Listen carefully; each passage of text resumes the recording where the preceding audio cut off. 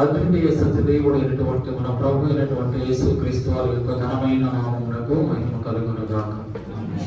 ఇప్పుడు వచ్చిన మీ అందరికీ మన ప్రభు అయిన యేసుక్రీస్తు వారి ఘనమైన నామములో నా తరఫున, మా కుటుంబం తరఫున ప్రత్యేకమైనటువంటి వందనాలు తెలియజేస్తున్నాను. Praise the Lord. హల్లెలూయా. ఈరోజు పరిశుద్ధాత్మ దేవుడు మనల్ని అందరినీ అడుగుతున్నాడు. Praise the Lord. ఏమనంటే, where are you? Where are you? నీవు ఎక్కడ? ఎలా నువ్వెక్కడ? ప్రభు అడుగుతున్నాడు, వాళ్ళందరూ అడుగుతున్నాడు, నీవెక్కడ? ఇప్పుడు ప్రభు మిమ్మల్ని అడిగితే మీరు ఏం చెప్తారు? నువ్వు ఎక్కడ అని అడిగితే ఏం చెప్తారు మీరు? ప్రభువా, మేము నీ పరిశుద్ధ మందిరములో మేము ఉన్నాము, నీ పరిశుద్ధ మందిరంలో మేము ఉన్నాం. మంచిదే, దేవుని మందిరంలో ఉన్నాం. కానీ నీ మనసు ఎక్కడుంది? నీ ఆలోచన ఎక్కడుంది? ఏ స్థితిలో ఉంది? Body present, mind absent. Body present, spiritual గా ఆబ్సెంట్. ప్రభు అది అడుగుతున్నాడు. నీ మనసు ఎక్కడుంది? నీ శరీరం ఎక్కడుంది? నీ ఆలోచన ఎక్కడున్నాయి? నీ తలంపులు ఎక్కడున్నాయి? ఎక్కడున్నావు? దేవుని మందిరంలో ఉన్నావు. మరి అనుదినము ప్రతి పునరుద్ధానముందు దేవుని మందిరానికి నువ్వు వస్తున్నావా? ప్రభువుని నువ్వు ప్రతిరోజు ప్రతి క్షణం నేను అడుగుతూనే ఉన్నాను, నా కుమారుడు, నా కుమారుడా, నువ్వు ఎక్కడ ఉన్నావు? మన దగ్గర సమాధానం ఏమైనా ఉందా? ప్రభువా, ఈ సన్నిధిలో నేనున్నాను. ప్రభువా, ఫలానా వారి దగ్గరతో నేనున్నాను, ఫలానా స్థలంలో నేనున్నాను, వారితో ఉన్నాను, వారితో గడుపుతున్నాను అంటే ప్రభు నిన్ను నన్ను చూసి చాలా బాధపడుతున్నాడు. ప్రభు ఏదైనా తోట ప్రతిరోజు సాయంకాలం చల్లని పూట ఎప్పుడు వస్తున్నాడు? ప్రతిరోజు వస్తున్నాడు. సాయంకాలం చల్లని పూట వచ్చి ఆదాము హవ్వలతో కలిసి చక్కగా కూర్చొని వారితో ఒక ఇద్దరు స్నేహితులు ఏ విధంగా మాట్లాడుకుంటారో, ఒక తండ్రి తన బిడ్డలు ఏ విధంగా మాట్లాడుకుంటారో, అదే విధంగా ఆ ఏదైనా తోటలో, ఆ పరిశుద్ధమైనటువంటి తోటలో, దేవునికి ఇష్టమైనటువంటి తోటలో, దేవుడు సంచరిస్తున్నటువంటి తోటలో దేవుడు ఆదాము హవ్వలు కలిసి ఎంతో సంతోషంగా ఆనందంగా మాట్లాడుకుంటూ సమయాన్ని గడుపుతూ ఉన్నారు. ప్రతిరోజు రాయబడతారు బైబిల్లో, ప్రతిరోజు కూడా చల్లని పూట. అయితే ఒక రోజు సాయంకాలం ప్రభు వచ్చాడు. దేనికి వచ్చాడు? నా బిడ్డలతో కలిసి చక్కగా సమయాన్ని గడుపుదాం ఈ ప్రశాంతమైనటువంటి వాతావరణంలో అని అనుకుని వస్తే, ఎప్పటిలాగా ఆదాము హవ్వలు తమ దేవుడి దగ్గరికి రాలేదు. వాళ్ళు రాలేదు. దేవుడు చూస్తూ ఉన్నాడు, పిలుస్తూ ఉన్నాడు. ఆదామా, ఎక్కడ ఎక్కడ ఎక్కడ ఎక్కడ అని పిలుస్తూ ఉన్నాడు. ప్రతిరోజు కూడా పిలవకుండానే వచ్చేవాడు. ప్రతిరోజు కూడా పిలవకుండానే ప్రభు దగ్గరికి వచ్చేవాడు. కానీ ఈరోజు సాయంకాలం ప్రభు పిలుస్తున్నాడు. అయినా వాళ్ళు రావడం లేదు. తండ్రి దగ్గరకు రావడం లేదు. సృష్టికర్త దగ్గరకు రావడం లేదు. దేవుని దగ్గరకు రావడం లేదు. దేవుడు పిలుస్తున్నాడు. ఆదామా, ఎక్కడా ఎక్కడ? చదవండి 3వ అధ్యాయం 9-10 వచనాలు. దేవుడైన యెహోవా ఆదామును పిలిచి, నీవు ఎక్కడ ఉన్నావు? అందుకతడు, నేను తోటలో నీ స్వరము వినినప్పుడు దిగంబరిగా ఉంటుంది కనుక భయపడి దాగుకుంటున్నా. నేను దేవుడైన యెహోవా ఆదామును పిలిచి, నీవు ఎక్కడ ఉన్నావని. అందుకతడు, నేను తోటలో నీ స్వరము వినినప్పుడు. ఎప్పుడు? నీ స్వరము విన్నప్పుడు. ప్రతిరోజు కూడా ఇదే తోటలో నీ స్వరము నేను విన్నప్పుడు నేను నా భార్య పరుగు పరుగున నీ దగ్గరకు వచ్చేవాడు, పరుగు పరుగున నీ దగ్గరకు వచ్చేవాడు, నీకు శక్యాన్ని ఇచ్చేవాళ్ళం, కౌగులించుకునేవాళ్ళం, సంతోషించేవాళ్ళం, ఆనందించేవాళ్ళం. అయితే ఈరోజు నీ స్వరము విన్నప్పుడు నేను దిగంబరుడిగా ఉంటిని.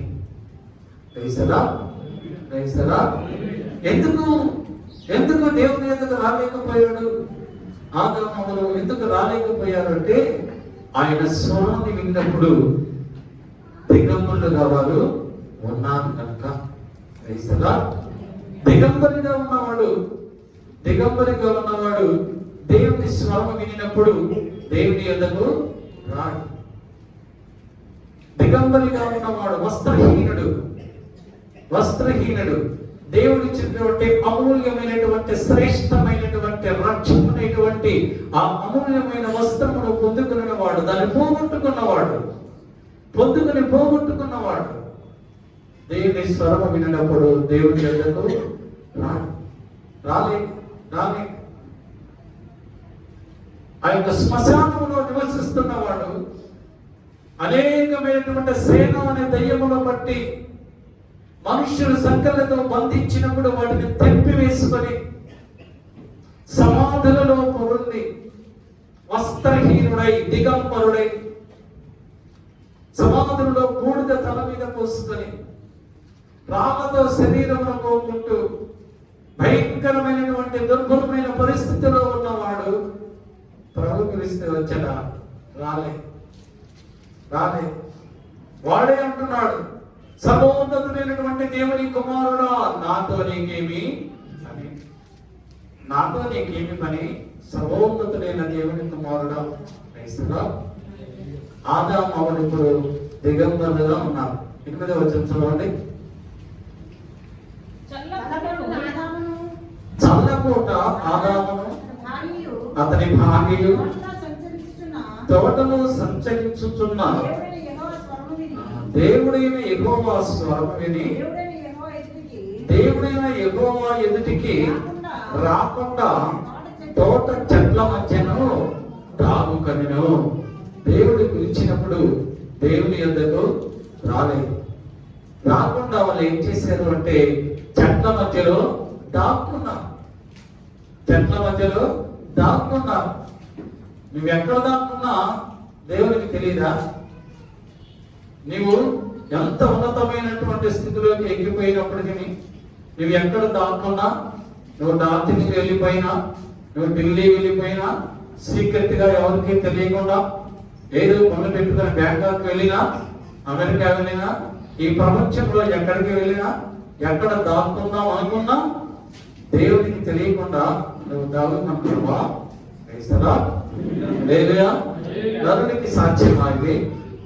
నరునికి సాధ్యమా? ఆదాము ప్రభువును చూసి ఆయన స్వరాన్ని విని ఆయన ఎదుటకు రాలేనటువంటి దుర్భరమైనటువంటి పరిస్థితిలో వారు చెట్ల మధ్య దాగుకొనెను. ఎప్పుడు మానవుడు దాక్కుంటాడు? ఎప్పుడు దేవుడిని చూసి మానవుడు దాక్కుంటాడు అంటే మానవుడు పాపము చేసినప్పుడు దేవుని ఎదుటికి రాలేడు, దేవుని సన్నిధికి రాలేడు, దేవుని సముఖమునకు రాలేడు, దేవునికి దూరముగా ఉంటాడు. ఎందుకనగా పరిశుద్ధునికి అపరిశుద్ధునికి ఏమి సంబంధం, ఏమి పోలిక? పరిశుద్ధుడైన ప్రభు ఎక్కడ? అపరిశుద్ధుడు పాపి అయినటువంటి మానవుడు ఎక్కడ? ఆదాము అవ్వలు పాపము చేశారు. వారిలో పాపము లేనన్ని రోజులు వారు పాపము చేయనన్ని రోజులు దేవునితో సహవాసము చేశారు, దేవునితో కలిసి నడిచారు, దేవునితో కలిసి నివసించారు, దేవునితో కలిసి మాట్లాడుకున్నారు. ఎప్పుడైతే పాపము చేశారో అప్పుడు దేవుణ్ణి చూస్తే భయమేసి ఆయన ముఖాన్ని చూడలేకపోయారు, ఆయన ముఖమొచ్చేస్తును చూడలేకపోయారు, ఆయన తేజస్సును చూడలేకపోయారు. వారు ఇప్పుడు దాక్కుంటున్నారు. ప్రభు అంటున్నారు, ఏంటి మీరు నా సన్నిధికి రావడం లేదు, నా దగ్గరకు రావడం లేదు, రోజు పిలవకపోయినా పరిగెత్తుతా వచ్చే వాళ్ళే ఇప్పుడు ఎందుకు రావడం లేదు అంటే, మీరు నేను తినకూడదు అని చెప్పినటువంటి పండును మీరు తిన్నారా అని అడిగాడు. దేవుడు ఒక ఆజ్ఞ నీకు ఇచ్చినప్పుడు, ఒక నిబంధన నీతో చేసినప్పుడు, ప్రమాణము చేసినప్పుడు, ఆ ప్రమాణాన్ని మరణం వరకు కూడా నువ్వు పాటిస్తూనే ఉండాలి, అనుసరిస్తూనే ఉండాలి. దాన్ని విడిచిపెట్టకూడదు. దేవునితో నిబంధన చేసుకున్నావు, నేను పాపము చేయను అని. దేవుడు నీకు చెప్పాడు నువ్వు పాపము చేయొద్దు అని. నువ్వు పాపము చేస్తే నువ్వు చచ్చిపోతావు అన్నాడు. నువ్వు నిశ్చయంగా చచ్చిపోతావు, నో డౌట్ నువ్వు చచ్చిపోతావు అన్నాడు. అయినా పాపం చేశావు, అయినా కూడా పాపం చేశావు. మనం కూడా అంతే. మనుషుల మాట, దేవుని మాట మనము నిర్లక్ష్యం చేస్తాం. ఎవరి మాట వింటాం? అపవాది మాట మనము వింటాం, దుష్టుని మాట మనము వింటాం. ఎందుకంటే వారు చక్కగా మాట్లాడతారు, వారు చాలా చక్కగా మాట్లాడతారు, వినసొంపుగా మాట్లాడతారు, మోసపూరితమైనటువంటి మాటలు మాట్లాడతారు, తేనె పూసిన కత్తిగా మాట్లాడతారు. ఆ మాటలు మనకు ఎంతో ఆకర్షణీయంగా ఉంటాయి. వాళ్ళు చెప్పిందే యథార్థంగా అనిపిస్తారు, వాళ్ళు చెప్పిందే చాలా యథార్థంగా ఉంటారు, నమ్మకంగా ఉంటుంది. నమ్మబుద్ధి అవుతే నమ్ముతాం. నమ్మి ప్రభు ఏదైతే చేయకూడదు అంటాడో దానినే చేస్తాం. అంటే కోరి తెలిసి మనం పాపం చేస్తాం. కనుకనే దేవుడు మనకు దూరంగా ఉంటున్నాడు. ఆ పాపం చేసినప్పుడే మన కుటుంబానికి మనం ఊహించనంత సమస్యలు మన కుటుంబంలోకి వస్తాయి. మనకు మాకు తెలుసుకో ఈ సమస్యలు ఎందుకు వచ్చాయి, ఈ బాధలు ఎందుకు వచ్చాయి, ఈ రుగ్మతలు ఎందుకు వచ్చాయి, ఏంటి ఇంటికి వెళ్తే సమాధానము ఉండదు. ఇంటికి వెళ్ళద్దు. ఇంకో గంట అయినా ఆఫీసులోనే గడుపుదాం, ఇంకో గంట అయినా బయటే గడుపుదాం. ఎందుకు? బయట వారు చెప్పే మాటల మీద నేను లక్ష్యం ఉంచుతాను, కానీ ఇంట్లో భార్య బిడ్డలు చెప్పినటువంటి మాటల మీద లక్ష్యము ఉంచదు. ఎందుకు? ఇవి కష్టంగా ఉంటాయి. ప్రతి భార్య భర్తకి ఇంపార్టెన్స్ ఇవ్వరు, భర్త భార్యకి ఇంపార్టెన్స్ ఇవ్వరు. ఎందుకంటే ఆ రోజు మనతో ఉండాలనిగా, రోజు మనతోనే ఉంటారు, మనం చెప్పినట్టే వినాలి. దేవుని మాట మనం వినాలి. భార్య భర్తలు ఒకరి మాటలు ఒకరు వినాలి, ఒకరికొకరు అవగాహన ఉండాలి, ఒకరికొకరు లోబడాలి. ఆ లోబడి జీవితం ఎవరికైతే ఉంటారో దేవుడు ఆ కుటుంబాన్ని ఉన్నతమైనటువంటి కుటుంబంగా తీర్చిదిద్దుతారు. ఆ కుటుంబము ఉన్నతమైనటువంటి స్థితిలో ఉండాలి. వాళ్ళు ఆశీర్వదింపబడతారు, వారి బిడ్డలు ఆశీర్వదింపబడతారు. వారు ఏ గృహములు అడుగు పెడితే ఆ గృహము ఆశీర్వదింపబడతాది. వారు ఏ ఆఫీసులో ఉంటారో ఆ ఆఫీసు వాళ్ళు కూడా ఆశీర్వదింపబడతారు. ఎందుకని ఆశీర్వదింపబడతారు? ఎందుకంటే దేవుని బిడ్డలు ఎవరింటికైనా వెళ్తే వాళ్ళ ఇంట్లో ఏదైనా సమస్య ఉంటే ఇంటికి వచ్చి ఆ సమస్య కొరకు ప్రార్థన చేస్తారు. వీళ్ళు ప్రార్థన బట్టి దేవుడు ఆ కుటుంబాన్ని ఆశీర్వదిస్తారు. ఆఫీసులో ఎవరికైనా సమస్య వస్తే నాకు కాదులే, నాకేం సంబంధం లేదు, పోతే ఆడిపోతారు, రామశాస్త్రం చేస్తారు, నాకు ఇంకా మంచిది అని అనుకోరు దేవుని బిడ్డలు. అన్యులైతే అనుకుంటారు. తన సహ ఉద్యోగులకి ఏదైనా సమస్య వస్తే దేవుని నమ్ముకున్న వాళ్ళు ఏం చేస్తారంటే వారి కొరకు ప్రార్థన చేస్తారు. అప్పుడు దేవుడు నీ ప్రార్థన బట్టి, వీళ్ళ ప్రార్థన బట్టి వాళ్ళని ఆశీర్వదిస్తాడు. మనం మన కొరకే కాదు కానీ మనందరి కొరకు కూడా మనము ప్రార్థన చేసుకోవాలి. దేవుడు ఆదాముని అడుగుతున్నాడు, ఎంతో ప్రేమించాడు, ఎంత ప్రేమించాడు ఆదాముని అవ్వని? ఎంత ప్రేమించాడంటే ఏదేనతో అంతా కూడా వాళ్ళకే ఇచ్చాడు. వాళ్ళకే ఇచ్చి ఆదామా ఇదిగో ఇక్కడ ఉన్నటువంటి ఏమేమైతే ఉన్నాయో అవి పక్షులైనా, మృగాలైనా, అవి ప్రాకృతిక జంతువులైనా, అవి ఏమైనా సరే నీకు నచ్చిన పేరు పెట్టుకో, నీకు నచ్చినట్టు నిర్మించుకో, వీటన్నిటి మీద నేను నీకు అధికారము ఇచ్చాను, ఇవన్నీ కూడా నీకు లోబడతాయి. ఏదేదో తోట మీద సార్వభౌమాధికారము దేవుడు ఆదాముకి ఇచ్చాడు.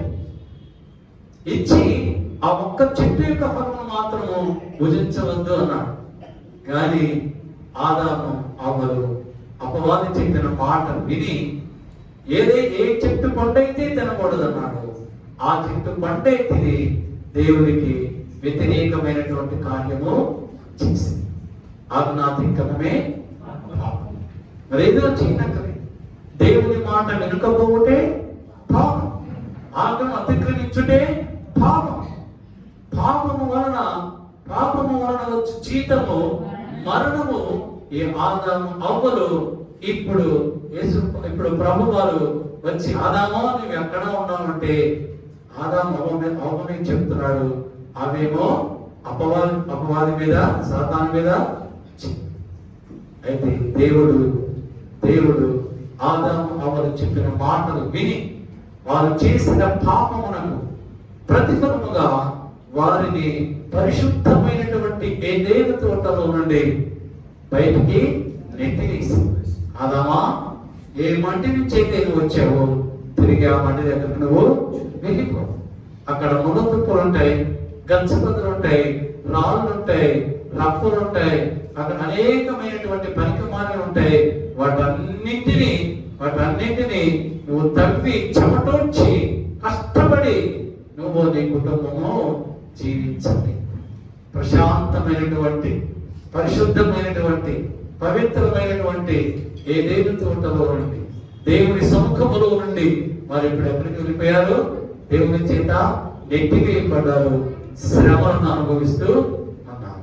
దేవుని సంగమా, ఈ మధ్యాహ్న సమయంలో ప్రభు మాతో మాట్లాడుతున్నారు. దేవుని మాటకు నువ్వు లోబడి ఆయన మాట ప్రకారం నువ్వు జీవిస్తే నీవు, నీ కుటుంబము కూడా ఆశీర్వదింపబడిన కుటుంబముగా ఉంటారు.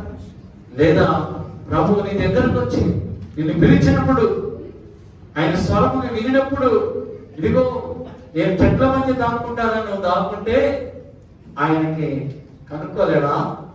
ఆయనకి తెలియదా? ఆయన చూడడా? దావీదు మహారాజు రాసినటువంటి కీర్తన 139వ కీర్తన 8, 9, 10 వచనాల్లో దావీదు అంటున్నాడు, నేను ఆకాశమునకు ఎక్కినను అక్కడను నీవు ఉంటివి. దేవా, నేను ఆకాశమునకు ఎక్కిపోయినప్పటికీ అక్కడ నువ్వు ఉన్నావు. పాతాళమందు నేను పరుండి ఉన్నప్పటికీ అక్కడను నీవు ఉన్నావు. వేకు రెక్కలతో సముద్ర దిగంతముల యందు నేను నివసించినను అక్కడను నీవు ఉన్నావు. దేవుడు ఎక్కడున్నాడు? ఆకాశములో ఉన్నాడు, పాతాళములో ఉన్నాడు, సముద్రములో ఉన్నాడు.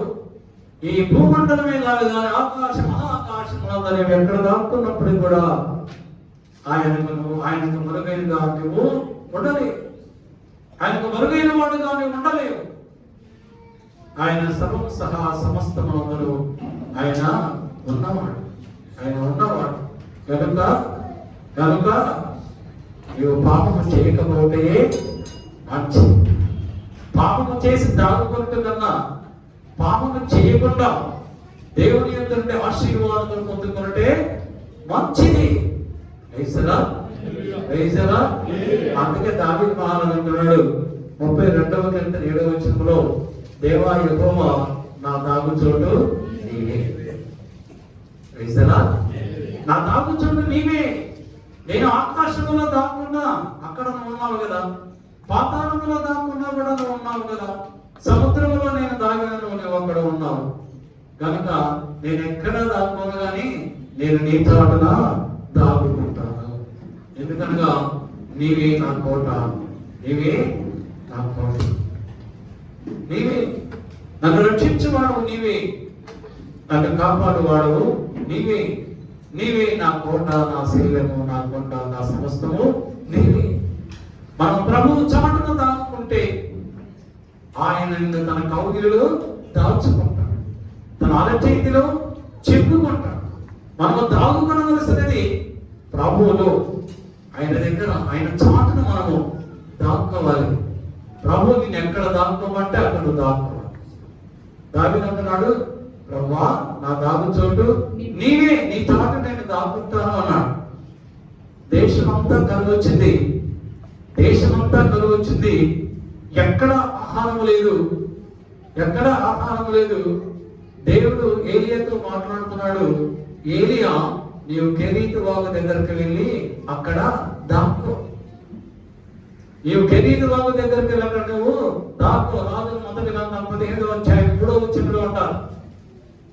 ఏలియా ప్రార్థన చేసి అంటున్నాడు, ఇదిగో ఈ దేశంలో వర్షము పడకుండా చేయి, దేశమంతా క్షామముతో కరువుతో బాధపడేట్లు చేయమని ప్రార్థన చేసింది. ప్రార్థన చేసిన తర్వాత ఆకాశంలో వర్షం పడడం మానివేసింది, దేశంలో పంటలు పడడం లేదు, కరువు వచ్చింది. అందరితో పాటు ఏలియా కూడా కరువు వచ్చింది, ఆహారం లేదు.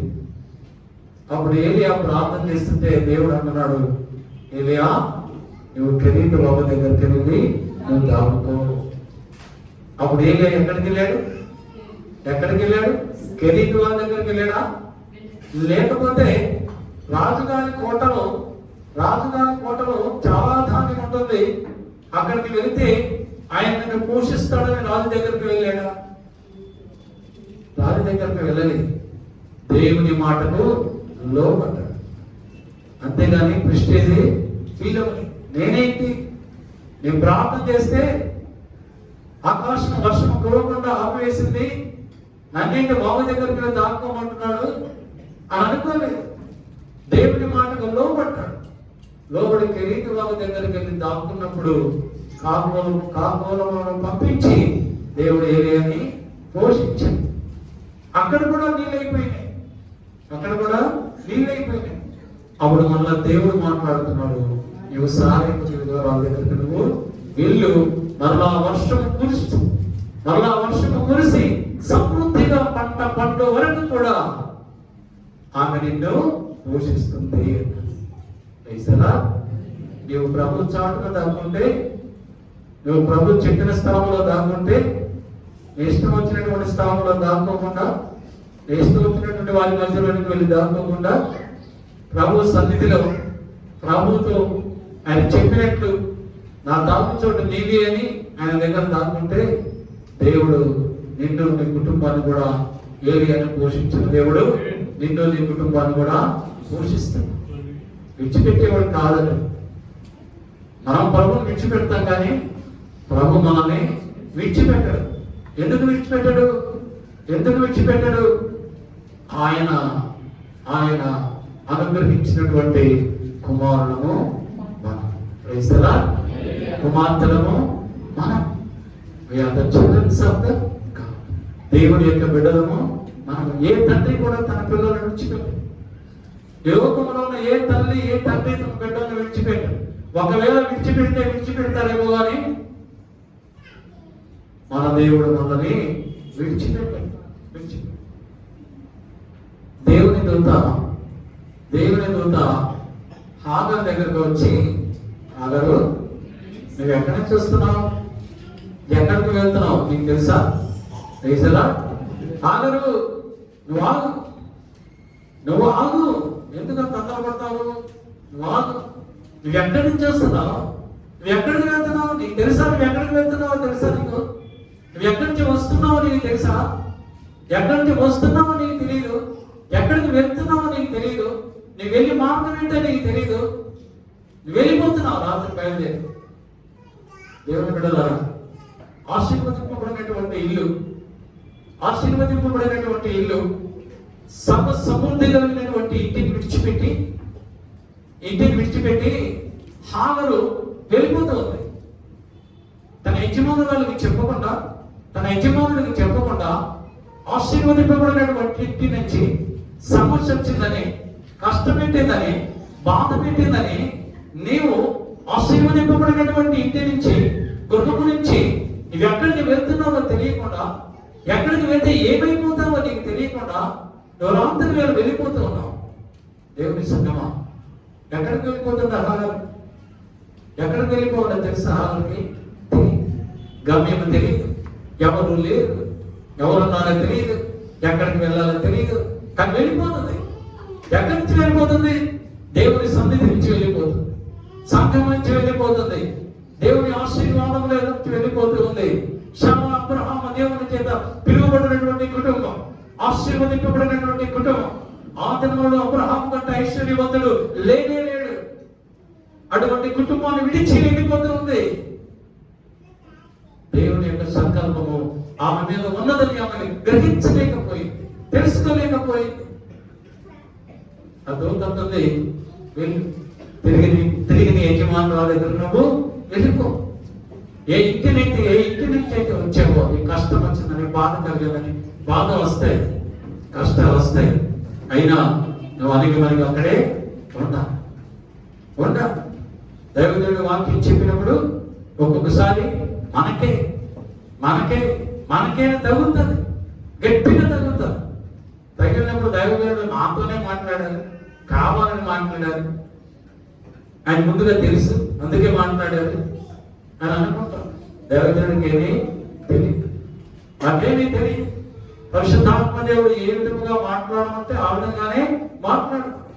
దేవుని వాక్యమును ధ్యానించినప్పుడు ఆ వాక్య ప్రవాహంలో నుండి, ధ్యానంలో నుండి పరిశుద్ధాత్మ దేవుడు మాతో మాట్లాడిన ప్రతి మాట మాత్రమే మేము మాట్లాడతాం.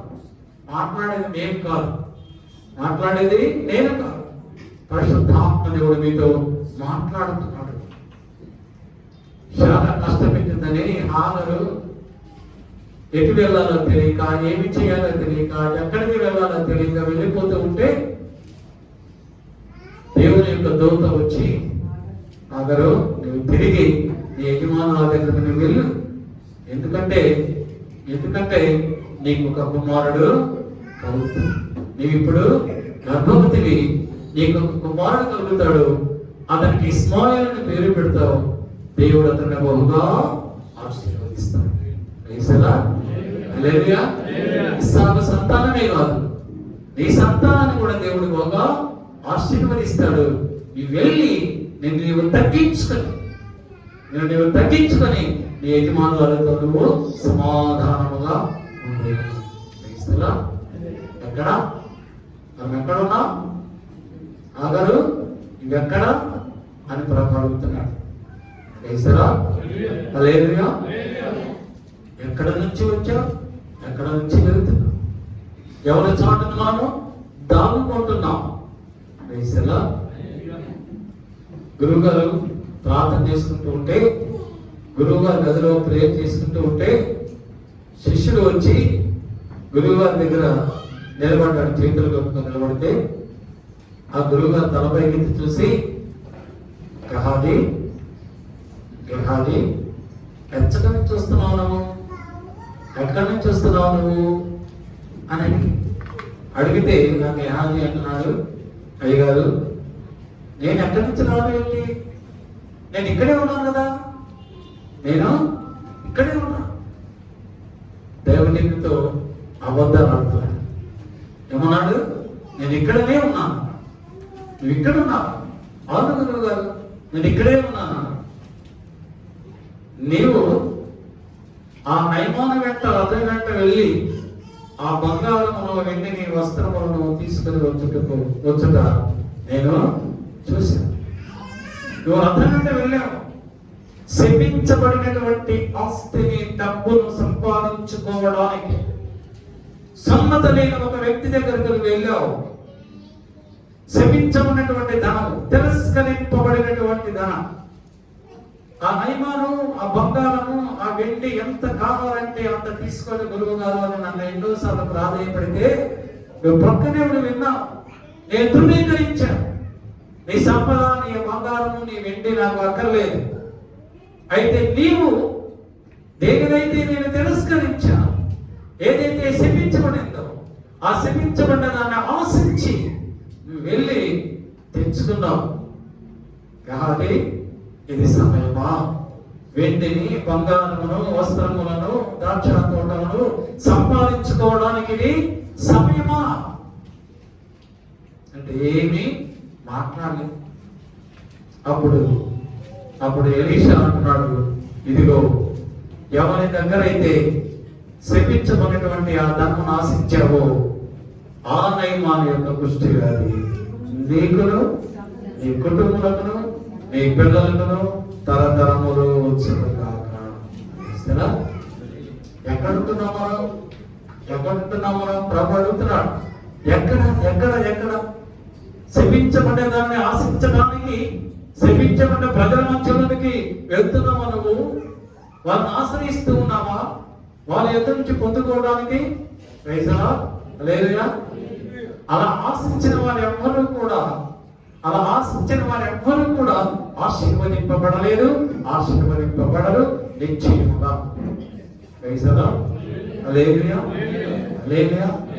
ప్రభు అంటున్నారు, మీ విశ్వాసము ఎక్కడ? మీ విశ్వాసము ఎక్కడ? అడుగుతున్నా, మీ విశ్వాసము ఎక్కడ? యేసు ప్రభు వారి శిష్యులతో కలిసి సముద్రం మీద ప్రయాణిస్తూ ఉన్నారు. ఆయన ఆ యొక్క అమరమున ఆయన నిద్రిస్తూ ఉన్నాడు, పడుకొని ఉన్నాడు, రెస్ట్ తీసుకుంటున్నాడు. శిష్యులు ప్రయాణిస్తూ ఉన్నారు. కొంత దూరం వెళ్ళిన తర్వాత ఆ సముద్రంలో భయంకరమైనటువంటి తుఫాను వచ్చింది. గాలి, విపరీతమైనటువంటి గాలి, తుఫాను, సముద్ర తరంగములు ఉప్పొంగుతూ ఉన్నాయి. విపరీతమైనటువంటి గాలి తోలుతూ ఉన్నది. ఆ గాలికి సముద్రంలో ఉన్న అలల తాకిడికి వారు ప్రయాణిస్తున్నటువంటి ఆ దోణి సముద్రపు నీటితో నిండిపోయి మునిగిపోతూ ఉన్నది. శిష్యులుగా ఏం చేయాలో తోచలేదు. అందరూ భయపడిపోతున్నారు. మరణ భయము, ఎప్పుడు ఈ యొక్క దోణి మునిగిపోతావు, చచ్చిపోతామని భయపడుతూ ప్రభు అక్కడ నిద్రిస్తూ ఉంటే ఆయన దగ్గరికి వెళ్ళి, ప్రభువా మేము నశించుకోవచ్చున్నాము అని ఆయనని లేపారు. ప్రభువా మేము నశించుకోవచ్చున్నాం, నువ్వు లే అని లేపితే ప్రభు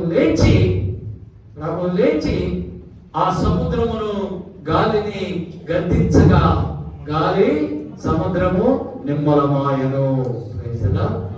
యోహాను సువార్త 8వ అధ్యాయం 24-25 వచనాలు ఉన్నాయి. మత్తయి సువార్త 8వ అధ్యాయం 25-26 వచనాల్లో కూడా ఉంటుంది. తర్వాత చదువుకుందాం. ప్రభు గద్దించినప్పుడు ఆ సముద్రము తరంగములు గాలి ఆగిపోయి నిమ్మలమైంది.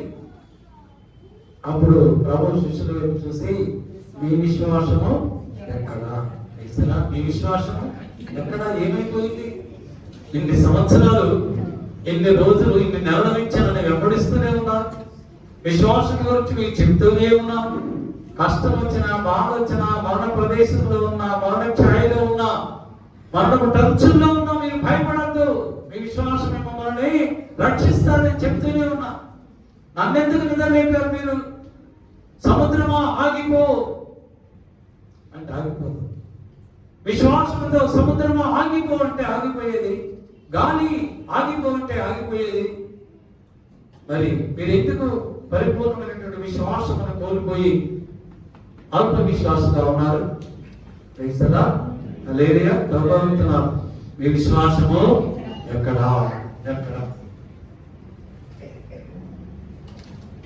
1996వ సంవత్సరంలో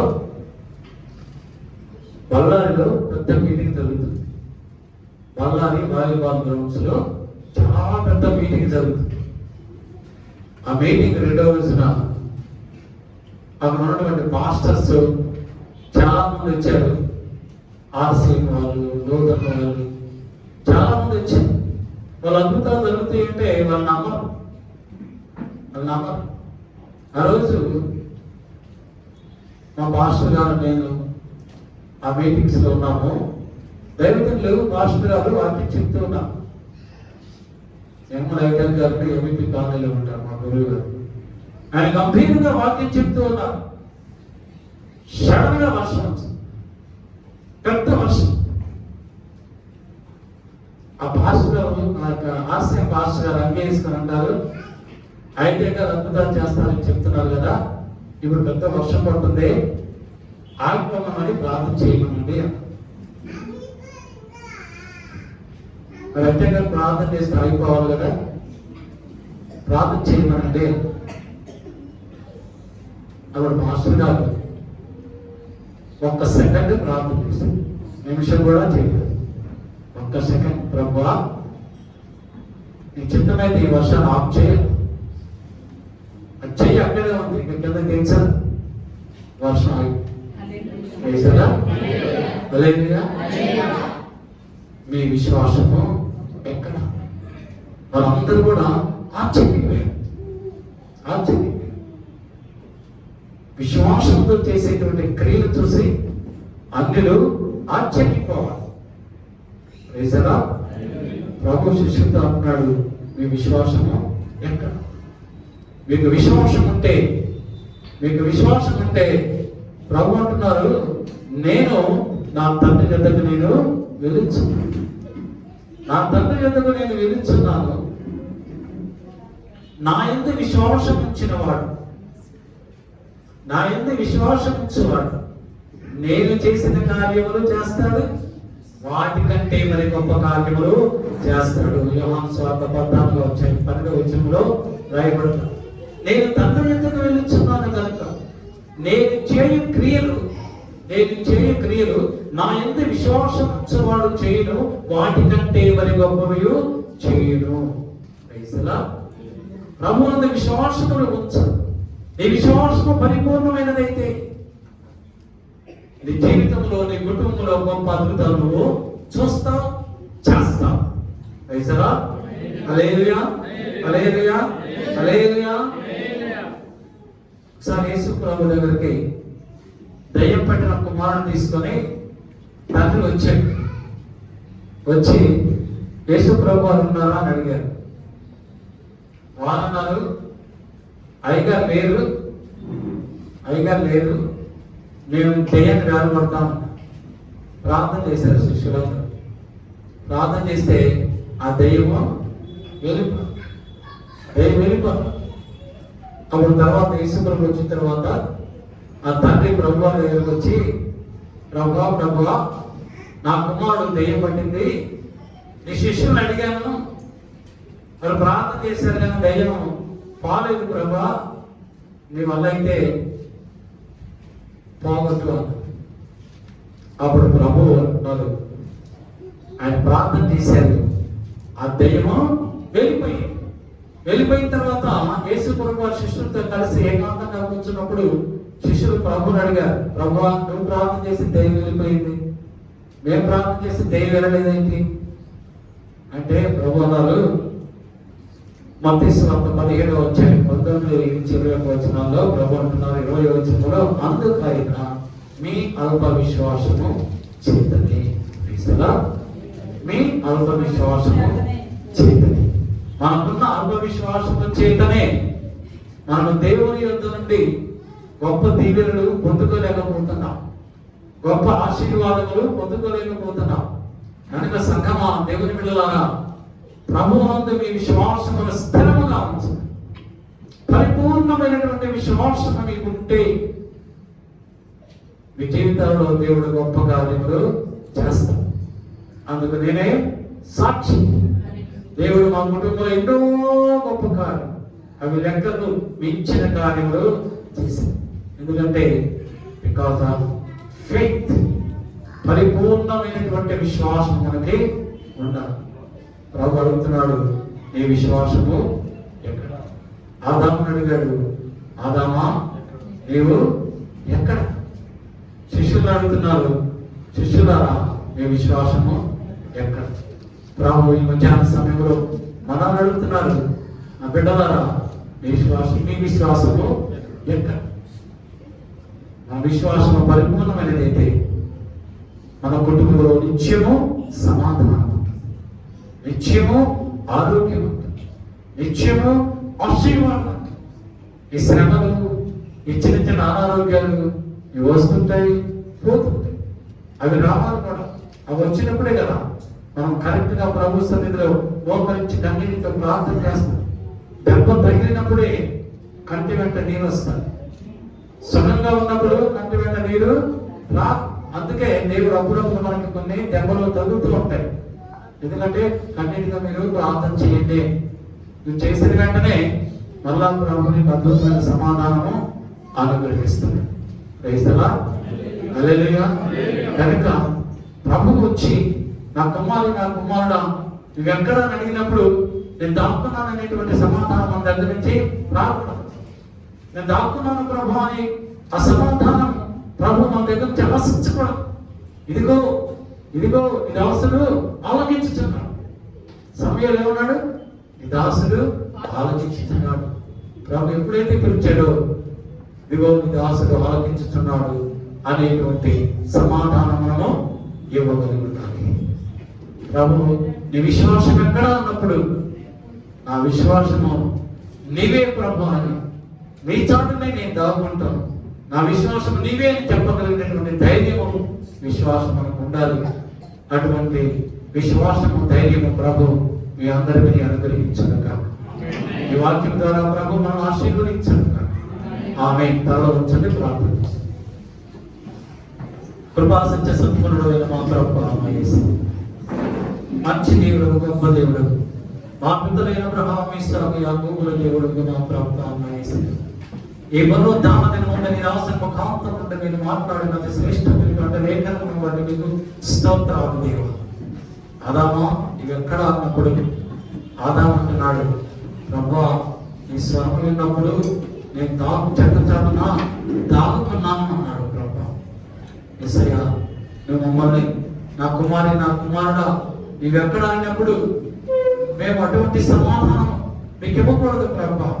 ప్రభా నీ స్వరం నేను విలుచున్నాను, నీ స్వరం మేము విలుచున్నాం అనేటువంటి సమాధానం ఇచ్చేటువంటి బిడ్డలుగా మమ్మల్ని ఆశీర్వదించు. ప్రభా నా కుమారుడా ఈ విశ్వాసం ఎక్కడ మమ్మల్ని అడిగినప్పుడు యేసయ్యా మా విశ్వాసం నీవే, మా దాగుచుండు నీవే అని సమాధానం చెప్పేటువంటి కృప నాకును మా సంఘ బిడ్డలందరికీ మీరు అనుగ్రహించనని అలా చెప్పేటువంటి ధైర్యం మాకు లేకపోతే ఆదాము అవ్వలను ఏ విధంగా పరిశుద్ధమైనటువంటి ఏదైనా తోటలో నుండి లోకములోనికి నెట్టివేసామో అటువంటి శపించుకున్నటువంటి జీవితాన్ని మా వద్దు ప్రభు.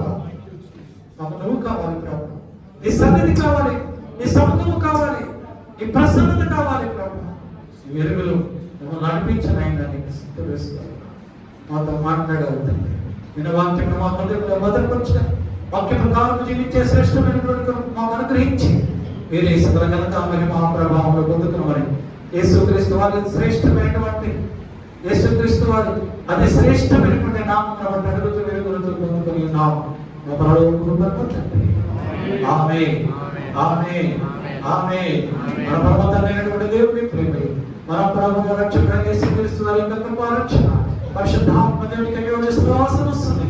ఇప్పుడు వచ్చినటువంటి సంఘులు అందరికీ, యూట్యూబ్ ద్వారా వాక్యం వినిపించిన వారందరికీ, ఇంకా నాలుగైన సంఘులందరికీ వాక్యం ప్రమాణించిన దైవజనుల వారి కుటుంబాలను ఇప్పుడు ప్రభుత్వ పర్యంత వరకు సదాకాలము తోడైండును గాక. ఆమేన్, ఆమేన్, ఆమేన్, ఆమేన్. క్రైస్తవ